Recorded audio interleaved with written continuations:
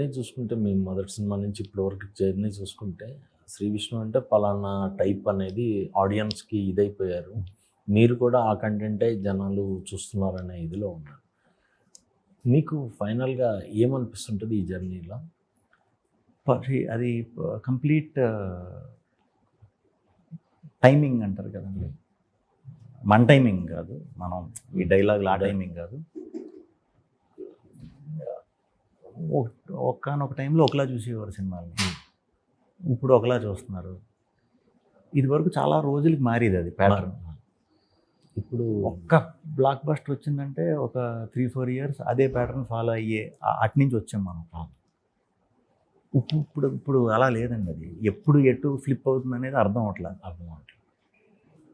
So ఏ cinema ఎలా ఆడుతుంది, ఎలా వస్తుంది అనే దానికంటే కూడా ఫోకస్ ఒక కొత్త కథ, ఎవరో చెప్పని పాయింట్, అట్లీస్ట్ ఆ పాయింట్ అన్న ఎవరో చెప్పండి ఇప్పుడు దాకా. దానికి మినిమం హంగులు, ఎంటర్టైన్మెంట్ అనో, సాంగ్ అనో, లేకపోతే ప్రజెంటేషన్. మన రిలీజ్ ఏ టైంకి అవుతుందో కూడా దాన్ని బట్టి అది ఇంపార్టెంట్. ఆ టైమింగ్ చాలా ఇంపార్టెంట్. అసలు ఇంపార్టెంట్ అదే మెయిన్. అది ఆ టైంకి సమ్ ఏదో వార్ అవుతుంది, అప్పుడు మన మూడ్ వేరే ఉంటుంది. మనం వచ్చి ఒక హ్యాపీ ఎంటర్టైనర్ అని చెప్పి ఇది తీసాం, మూడ్ చేంజ్ అవుతుంది. ఆ టైంకి అది సెట్ అవ్వదు. అదే ఇండియా పాకిస్తాన్ మనం వార్ అయింది, వార్ మూమెంట్ ఉంది, లేకపోతే ఇది ఉంది అన్నప్పుడు ఒక దేశభక్తి సినిమా వస్తే అది గట్టిగా వర్క్ అవుతుంది. అలా టైమింగ్ చాలా ఇంపార్టెంట్. అది మన చేతిలో ఉండదు. సో అది మారుతూ ఉంటుంది.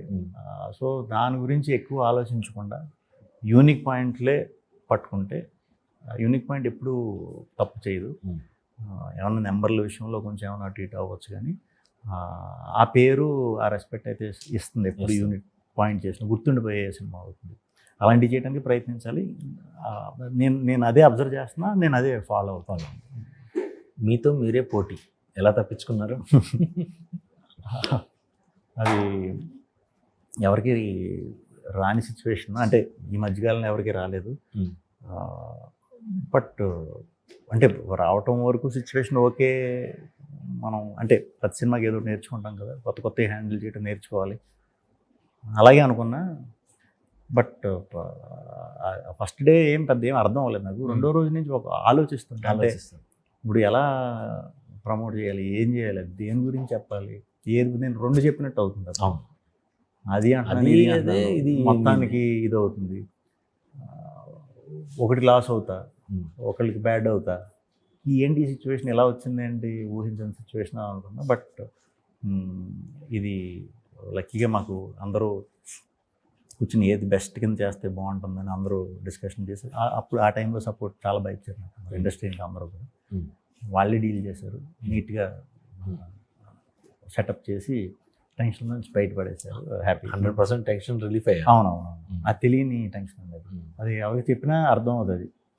ఒక్కొక్కరికి ఒక్కొక్కరు అర్థం అవుతుంది. ఒకళ్ళు వేసేయచ్చు కదా, ఏది బాగుంటే ఆడుతుంటారు. ఒకళ్ళు ఏమై అలా అయితే చాలా ఇబ్బంది, అలా చేయకూడదు అంటారు, అంత నీ చేతిలో ఉందంటారు. ఇదేంటిది అది కొన్ని మన చేతిలో ఉండవు. బట్ లక్కీగా దేవుడు వాళ్ళు క్లియర్ అయిపోయింది. So tension relief.